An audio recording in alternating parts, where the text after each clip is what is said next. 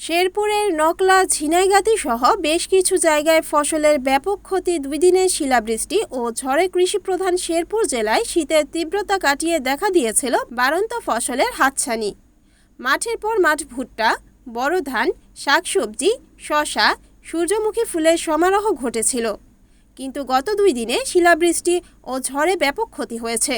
কৃষি বিভাগ বলেছে, তাদের তথ্য মতে 40 হেক্টর ভুট্টা, 16 হেক্টর শাকসবজি ক্ষতি হয়েছে। প্রকৃতপক্ষে 200 হেক্টর ভুট্টা, 35 হেক্টর শাকসবজি ক্ষতি হয়। কায়দা গ্রামের মোস্তাফিজুর রহমান লিখন শখ করে 13 একর জমিতে সূর্যমুখী ফুলের চাষ করেছিলেন। তার সূর্যমুখীর বাগান সবই বিনষ্ট হয়ে গেছে। ইউসুফ আলী মণ্ডলের ভুট্টা ক্ষেত, রফিসের ভুট্টা ক্ষেত সহ কয়েক হাজার কৃষকের ভুট্টা নষ্ট হয়েছে। ক্ষতি কাটিয়ে উঠতে আর পারবে না চাষিরা। বিসমিল্লাহির রহমানির রহিম। আসসালামু আলাইকুম। আমি মোস্তফা হাসান লিখন। প্রায় 1 একর জায়গা, 100% জায়গা আমি এই কৃষি অফিসার, উপসহকারী কৃষি কর্মকর্তা সামাদ ভাইয়ের পরামর্শক্রমে আমি এই ফসল রোপণ করছিলাম। গত 2 দিনের ঝড়ে আমার এই ক্ষেতের এই অবস্থা।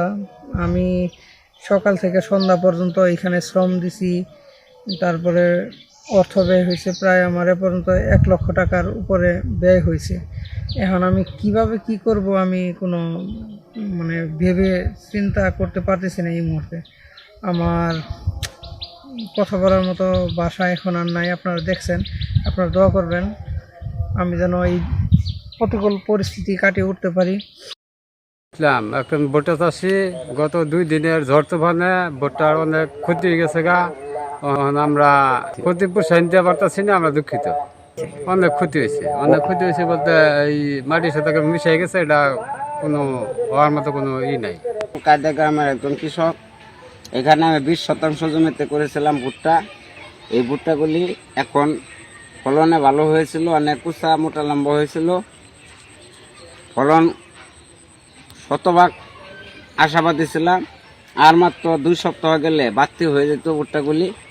এখানে গত 2 দিনের ঝড় ও শিলাবৃষ্টিতে চুরমার হয়ে গেছে। দেখেন ক্ষেতের অবস্থা। রিপোর্ট ইউসুফ আলী মণ্ডল, NNTV, শেরপুর।